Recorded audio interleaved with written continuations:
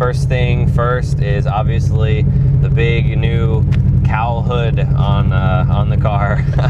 So this is the same automatic Mustang I reviewed before, but some unfortunate series of events led to some awesome additions and upgrades to the car.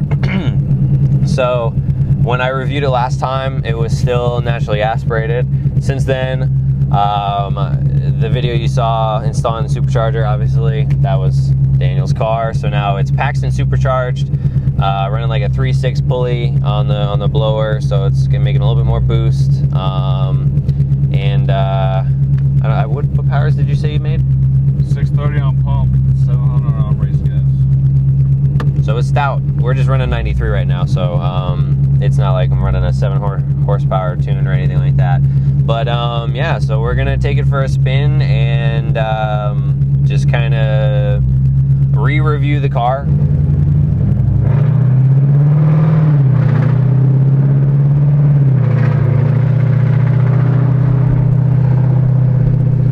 Time to wake up.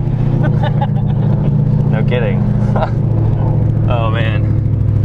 So as far as the Cowl hood goes, it definitely cuts like a little bit of visibility, but it's not that bad now that I'm kind of sitting in the driver's seat. I think it was a little different for me in the passenger seat just because it's a different point of view. He's got functioning heat extractors on the Cowl hood for race car purposes, because race car. So he's running a Lund tune, just remote tuning, and everything as far as the shifting and stuff goes, it's still nice and crisp, right on the money.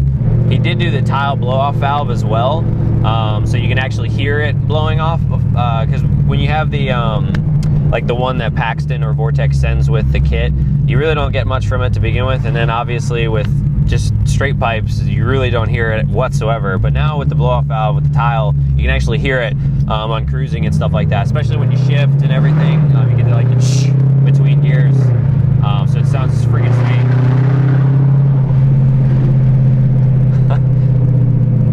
So the biggest change too in the exhaust is, so it's definitely louder. He got an off-road X pipe now, as opposed to before where he still had the catted X pipe, or catted stock H pipe, right? Yep. Another thing that is different from the last time I reviewed the car, he's got a like a regular set of wheels and tires for like street driving and stuff. What is it, 8.5 and then 10.5 in the rear, or 10? 10. And then you're running what, 285? 275s in the rear. 275s in the rear? Okay. So it's much better set up for street driving, you know, when it comes to regular cornering and things like that. So you can much more confidently take turns than when you're in the slicks, and you get much more response out of it when you're going left and right and whatnot. And it's still, like you said, he's got 275s in the rear, so definitely it still gets some pretty good traction. I think there's obviously room for improvement, and he knows that as well. Because when we were just cruising around yesterday, he'd hit it, and like every time he'd get near the top of the RPMs, right before a shift, it would just start to pull free. Right when you're hitting that peak boost. He was talking about wanting to get some radials for these tires for the street and everything like that, which I think will definitely help that for sure. Yep.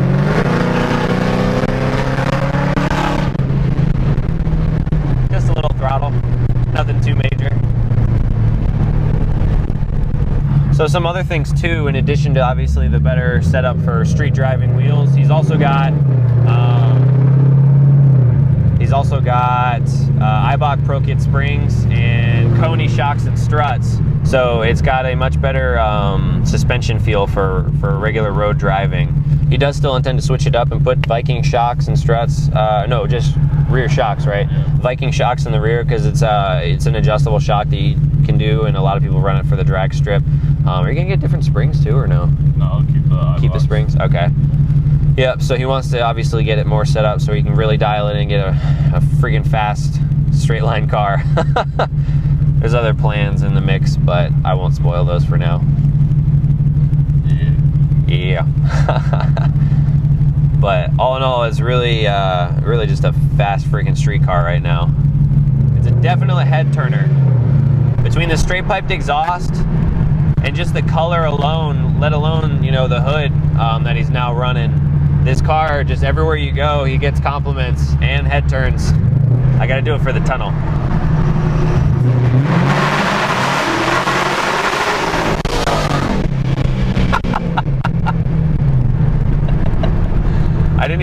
lord, I just got it so it would shift and go. It's just fucking quarter throttle, she's just insane. Yeah.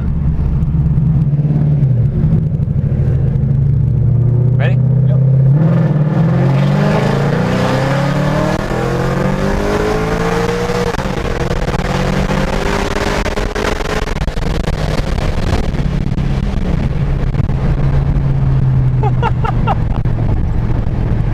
Oh man. You feel like you get a little swirly right when it shifts? That's so crazy. But it straightens right out. Those long gears, man. Jeez. Yeah, I love them. Stand boost forever. Yeah. That was a really fast. We're on the back road now, so I'm gonna push it and see what we can get out of it.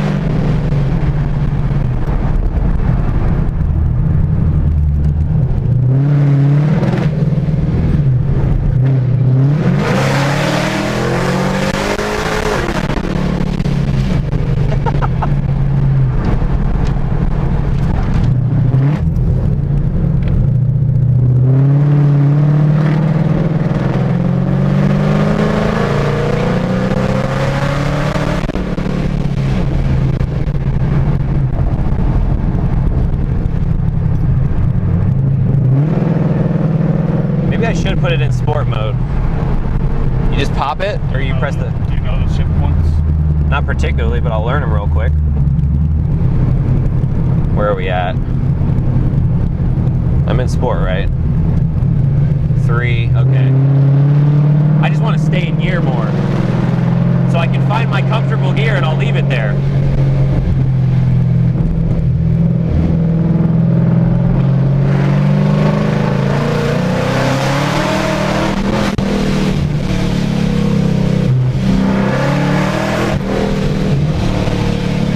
Oh, there's horses.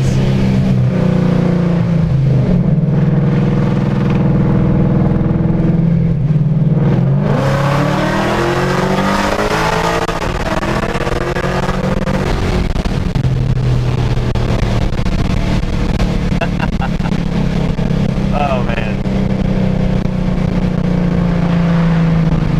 And we caught someone.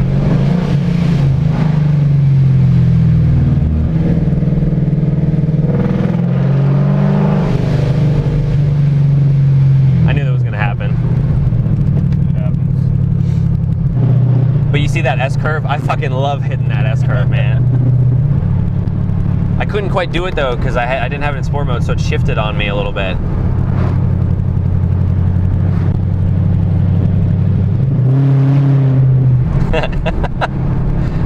You just put your foot in a little bit. Ah!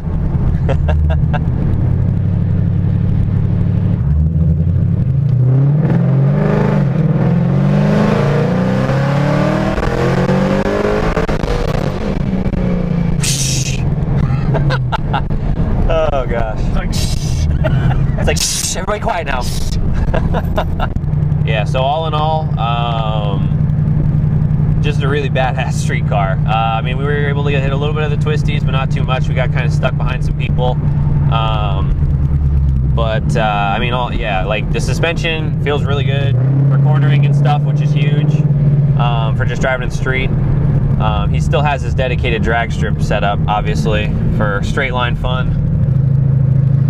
And I mean, just the sound of it and the look of it is just so mean.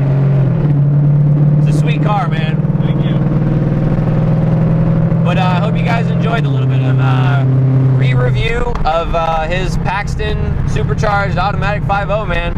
I had a lot of fun making the video and driving the car around. So as always, thank you for your service and everything like that. But until next time, guys, later.